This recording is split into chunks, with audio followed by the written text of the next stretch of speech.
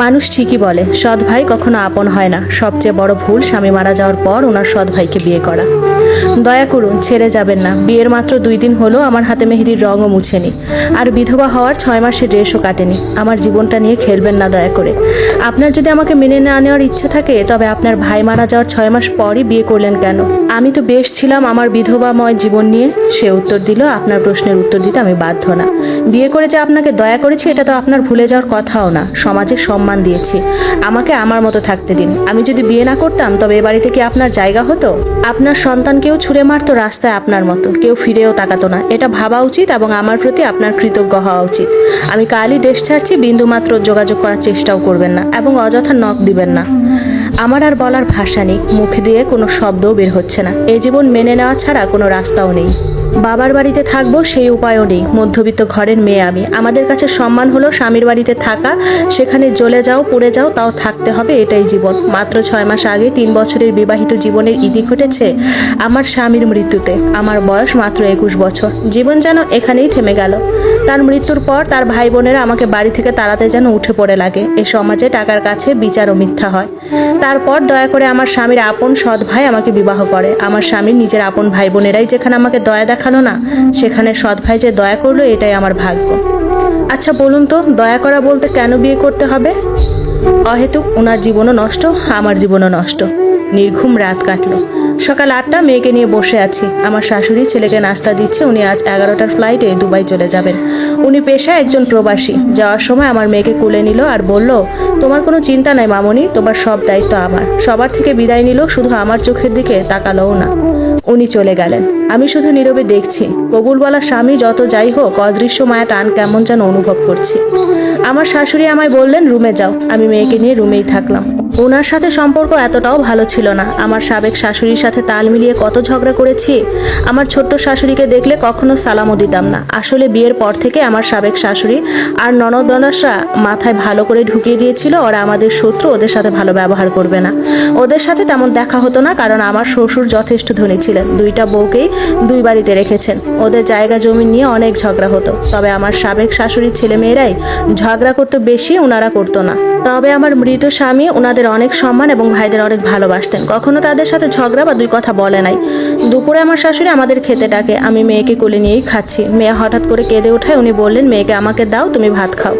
আমি খেয়ে আবার রুমে চলে আসি। এ বাড়িতে আসার পর থেকেই শুধু রুমেই থাকি। কেউ কোনো কথা বলে না আমার সাথে, শুধু খেতে ডাকে। খাওয়া শেষ হলে আবার রুমে চলে যায়। রাত 8টার দিকে আমার শাশুড়ির মোবাইলে কল দিয়ে উসমান জানায় তিনি পৌঁছেছেন। আমি মেয়ের খাবার বানাচ্ছিলাম, রান্নাঘরে তখন শুনতে পেয়েছি।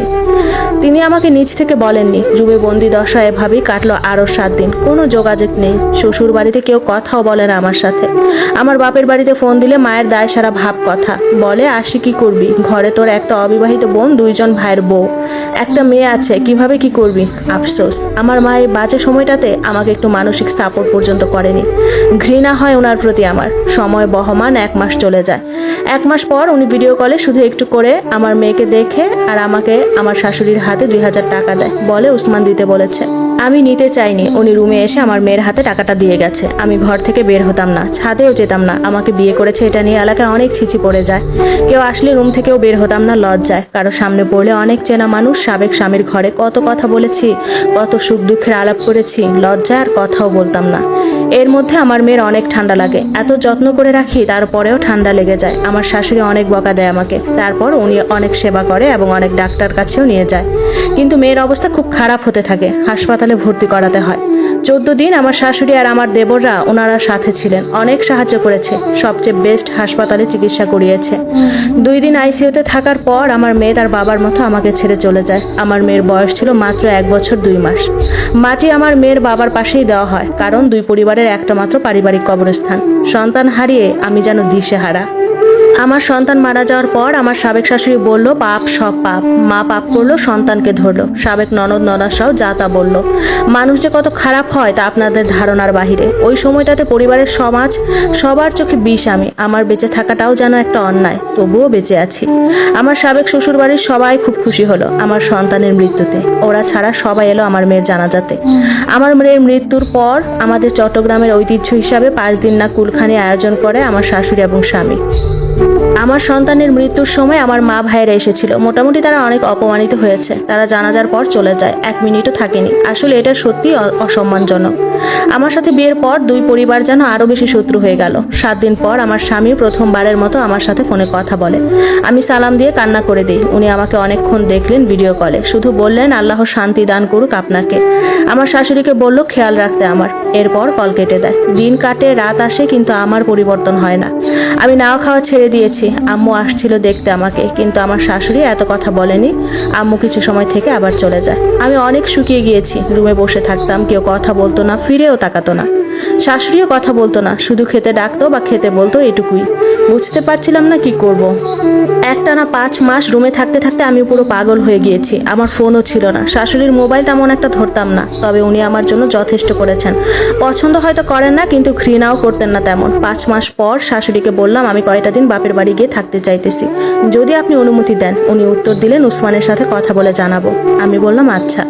শাশুড়িকে বললাম আপনার কাজে একটু সাহায্য করি। উনি বললেন কোনো দরকার নাই, রুমে যাও। আমি রুমে এসে বসে থাকি। কি আর করব, কি করারই বা থাকতে পারে আমার।